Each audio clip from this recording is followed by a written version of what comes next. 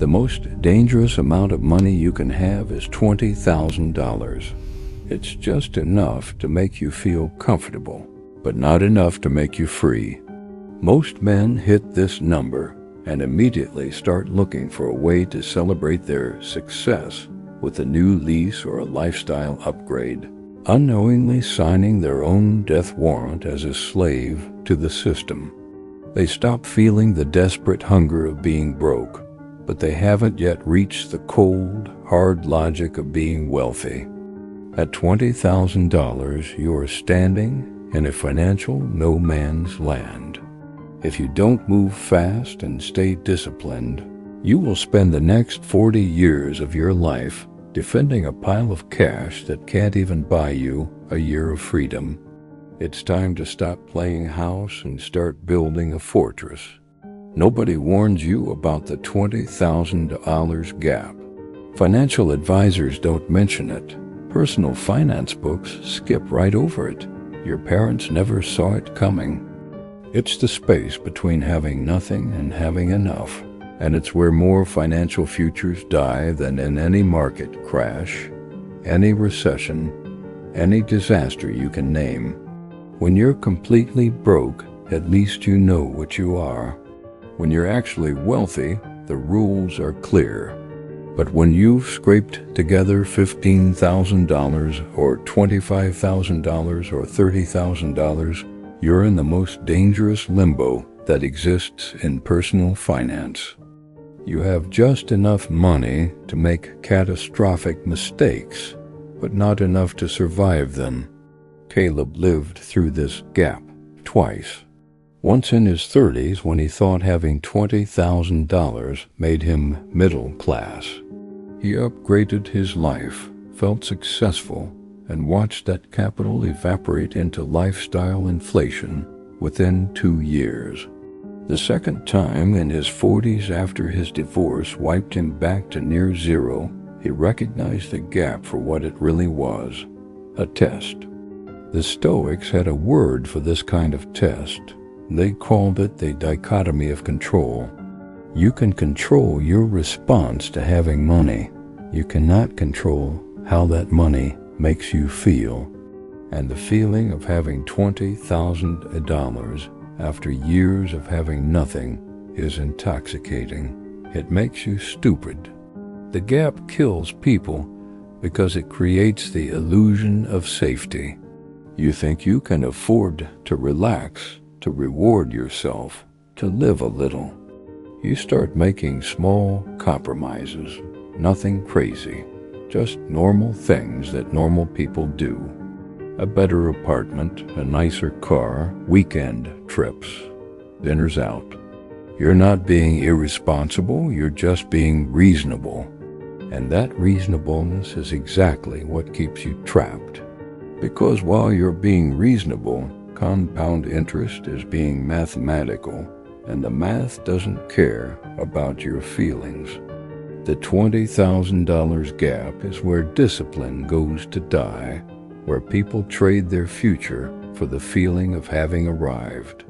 And the first place that illusion shows up is in the deadliest phrase in personal finance. I can afford it. There's a specific moment in your financial life that's more dangerous than being broke. It's when you hit $20,000 in the bank. Not $20,000 in debt, not $20,000 in monthly expenses, just $20,000 sitting there, making you feel like you've arrived somewhere. Your chest puffs up a little. You check your balance more often. You start thinking about upgrades. Maybe it's time for a better apartment, a nicer watch, that trip you've been delaying. After years of scraping by, $20,000 feels like breathing room. It feels like success. That feeling is a trap, and it's killed more financial futures than any market crash ever could. Caleb learned this the expensive way in 2016. He'd saved $23,000 over 3 brutal years, living in a shoebox apartment while his college friends were leasing luxury cars and taking Instagram-worthy vacations. He felt rich. Not millionaire rich, but comfortable rich. Safe rich. So he upgraded his apartment. Went from $900 to $1,400 monthly. Just $500 more, he could afford it. He bought better clothes, started eating out twice a week instead of meal prepping. Nothing crazy, just living like a normal middle-class person. Within 18 months, his $23,000 was down to $11,000, and he hadn't invested a single dollar. If he'd invested that $20,000 at 10% annually instead, in 30 years it would have become $349,000. But he chose to feel middle class for 18 months, and that choice cost him $250,000. Marcus Aurelius had unlimited wealth, but wrote in his journal about the danger of luxury becoming necessity. He understood something most people never learn. Comfort is a moving target that always stays just ahead of your income. The $20,000 gap is dangerous because it's enough to change your lifestyle, but nowhere near enough to change your life. You stop living like you're broke, but you haven't started building like you're rich.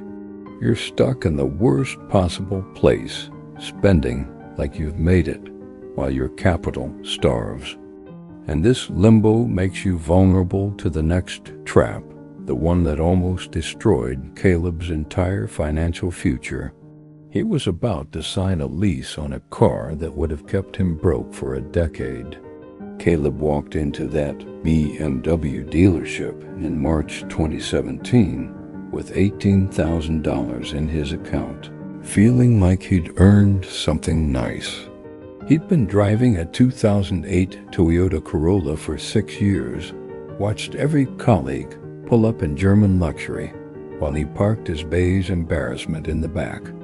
The salesman was smooth, talked about how leasing was smart, how it's not really debt because you're just renting. Monthly payment of $650, minimal down.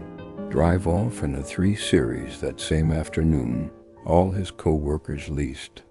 His girlfriend kept hinting about his old man car. For 10 minutes, standing in that showroom, Caleb almost signed. Almost became another salary slave driving around in borrowed status. The math on that BMW lease was a slow-motion execution.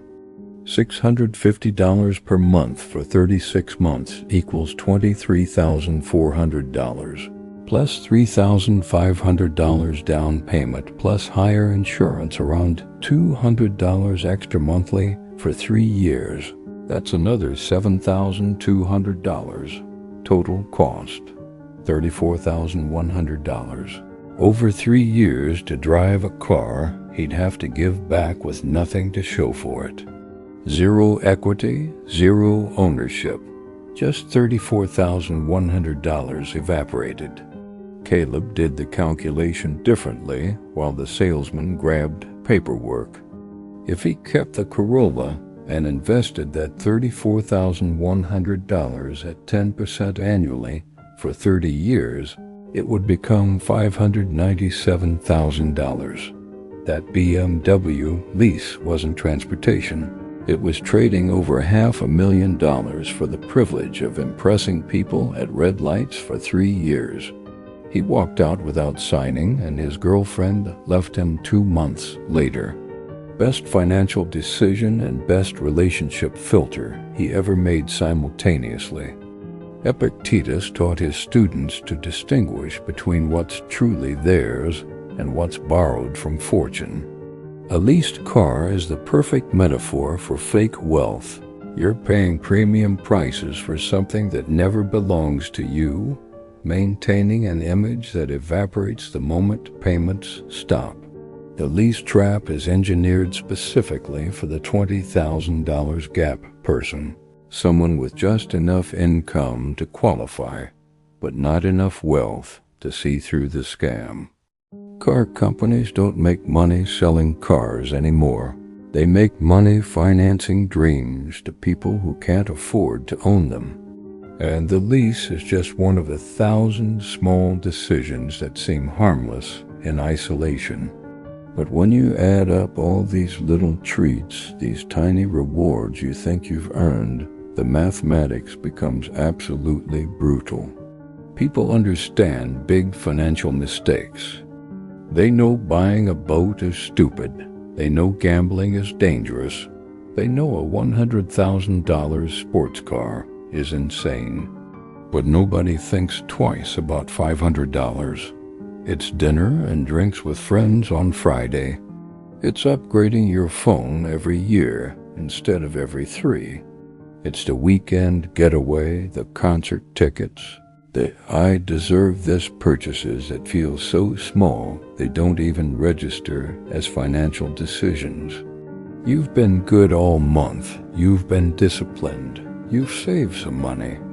What's $500? You earned it. You worked hard. You're not buying a Ferrari. It's just a little treat. And that's exactly how you stay broke forever. Death by 1,000 little treats. Caleb used to spend about $500 monthly on what he called quality of life expenses. Nice dinners twice a month, drinks with coworkers, Spotify Premium, Netflix, HBO, the good gym membership, occasional Uber Eats when he was tired. Nothing outrageous, just normal middle-class consumption. $500 monthly for 10 years is $60,000. Seems like a lot, but here's where it gets ugly. That $60,000 invested at 10% annual return doesn't stay $60,000. It becomes $102,000 after 10 years from compound interest. But the real murder happens over 30 years. That same $500 monthly invested instead of spent becomes $1,017,000. Over $1 million. Caleb was trading a millionaire retirement for eating restaurant food and watching shows he'd forget by next week. Every $500 little treat was actually a $10,000 decision in future wealth. He just couldn't see it because the pain was invisible and the pleasure was immediate.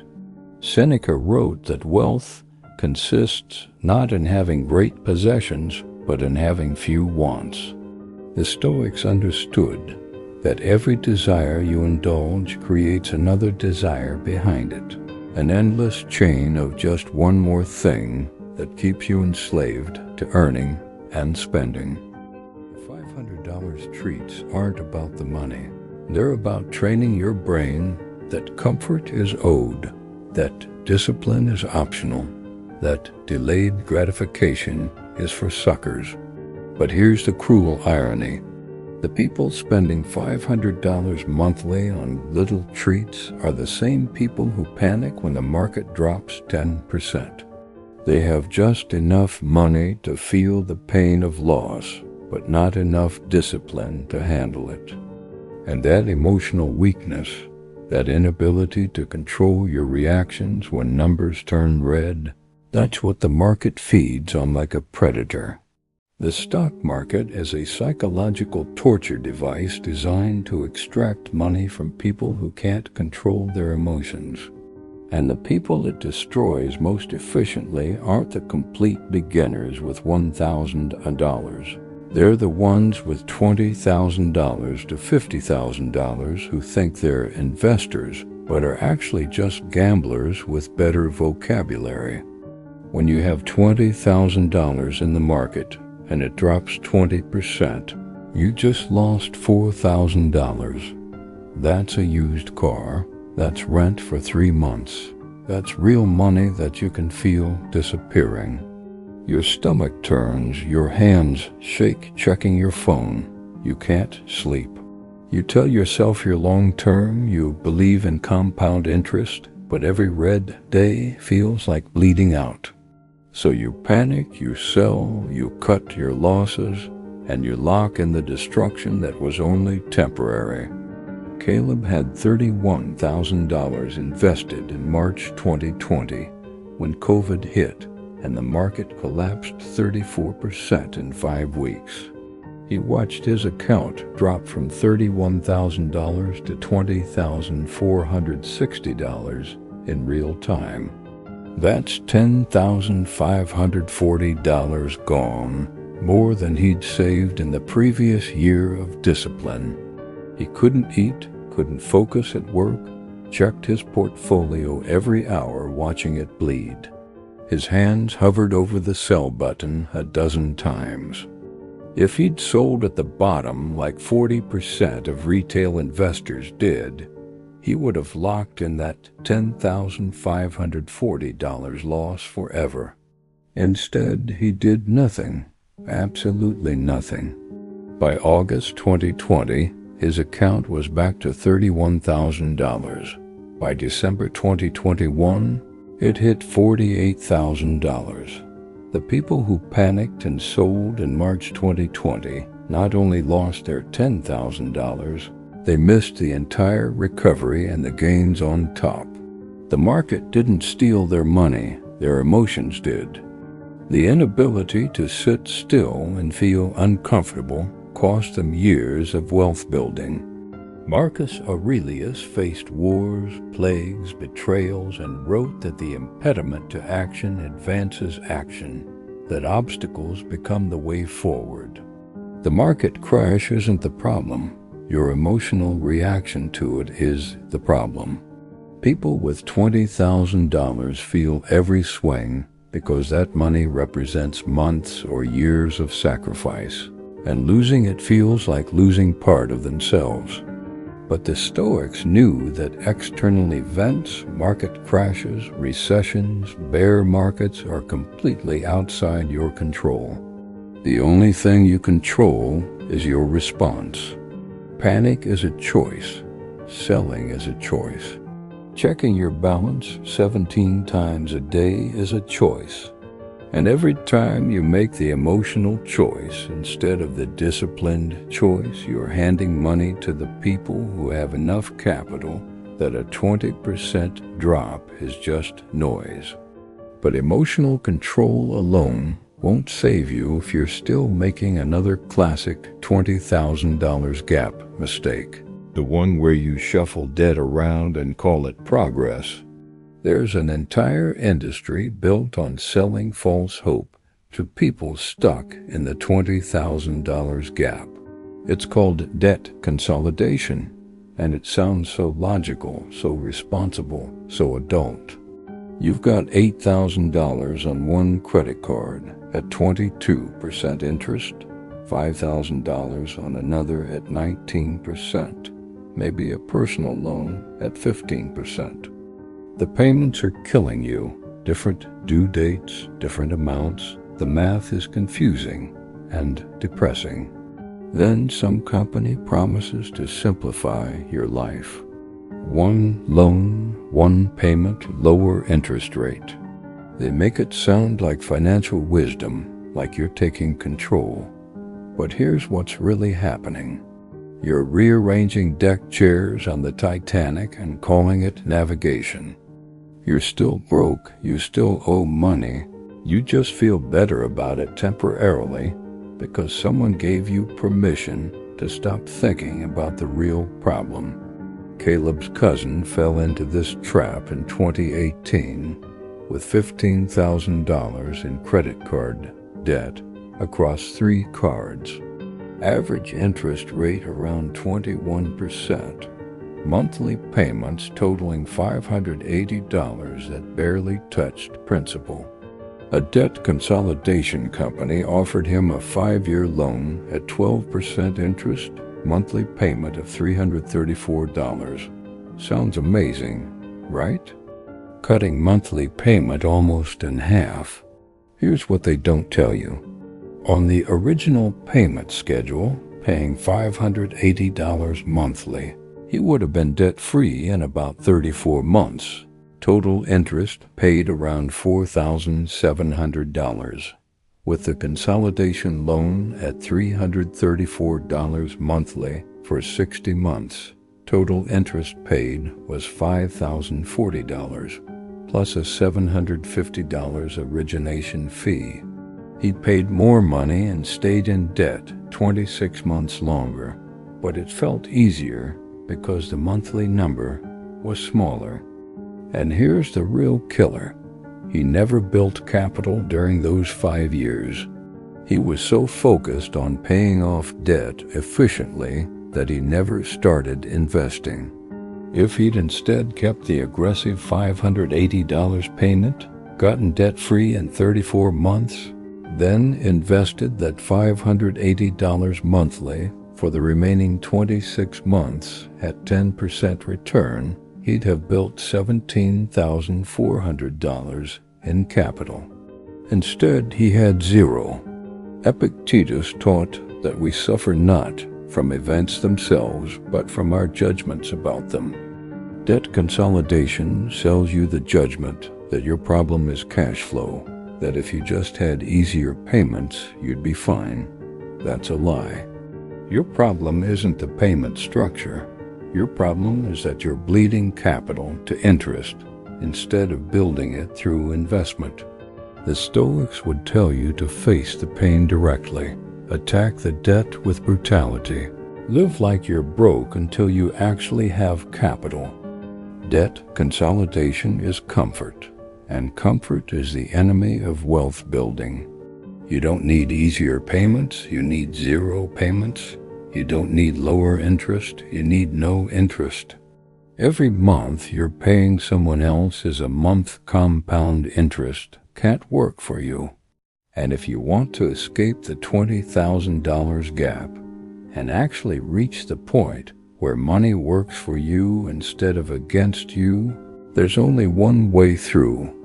It's called the 24-month grind, and it requires something most people don't have anymore: the ability to shut up and suffer in silence.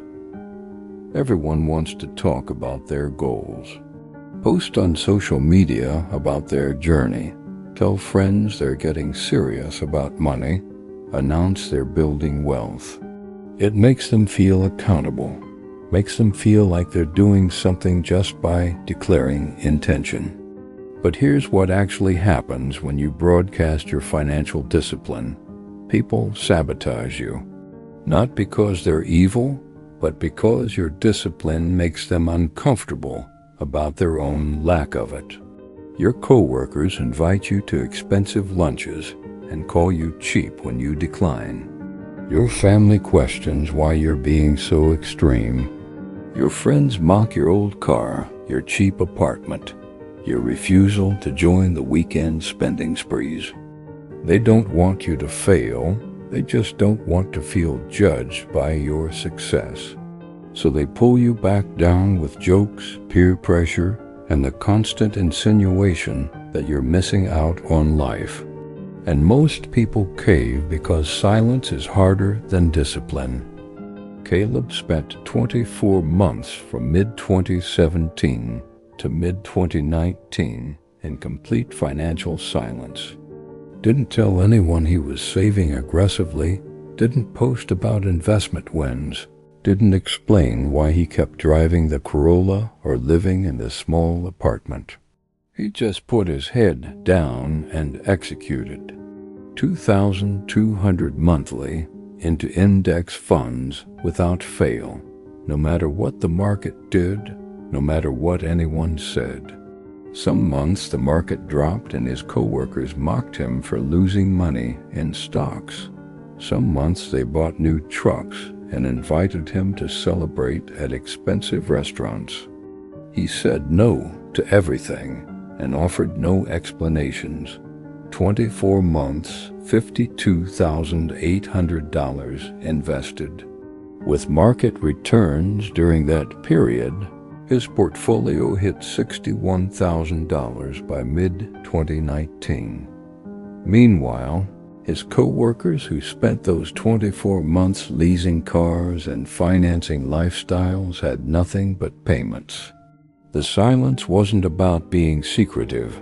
It was about eliminating the friction that kills momentum. Every conversation about money is an opportunity for someone to plant doubt, to offer bad advice, to tempt you back into consumption. Silence removes the battlefield entirely. Marcus Aurelius wrote his meditations entirely for himself, never intending anyone else to read it. He understood that wisdom is developed in private, that discipline is a conversation between you and your future self, not a performance for others. The 24-month grind is Stoic training. You learn to control desire, to ignore external opinion, to endure discomfort without complaining. You learn that the gap between $20,000 and $100,000 isn't crossed by being smart. It's crossed by being silent and relentless. No celebrations, no announcements, no permission seeking. Just systematic capital accumulation while everyone around you stays distracted by consumption. When those 24 months end, you don't have just money. You have something more valuable. Proof that you can control yourself. And that self-control is the only real wealth anyone ever has. Everything else is just numbers that compound from that foundation. The $20,000 gap isn't about the money. It never was. It's about the psychological shift that happens when you go from nothing to something, and your brain interprets something as enough. That shift kills more wealth than taxes, more than inflation, more than bad investments. Because the moment you feel like you've made it, you stop behaving like someone who's building towards something. You start behaving like someone who's protecting what they have, which usually means spending it to prove to yourself and others that you have it. Caleb says something that people hate hearing. The $20,000 gap reveals who you really are. If you can't control yourself with $20,000, you won't control yourself with $200,000. The number changes, the weakness doesn't.